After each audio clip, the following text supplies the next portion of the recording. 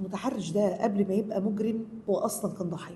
دي حقيقه. يعني وانا بخاف على اولادي من التحرش، انا برضو بخاف انه يطلع متحرش. مصيبه ان انا خايف عليه يتم التحرش بيه، فتفاجئ انه متحرش. في متحرش كان طفل بيتعذب، ولما ما حدش انقذه كبر وبدا يأذي غيره.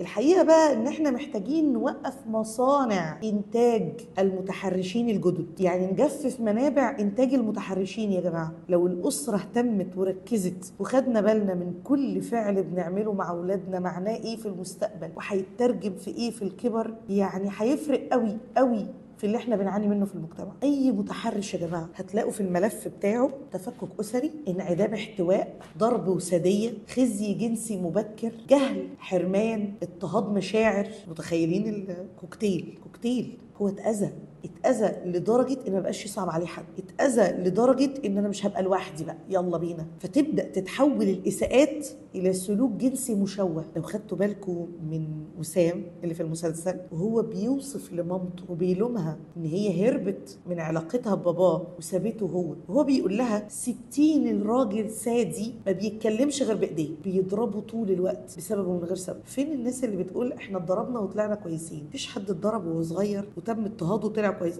انت ما طلعتش متحرش فاحمد ربنا، لكن انت طلعت في حتة تانية في عندك مشكلة.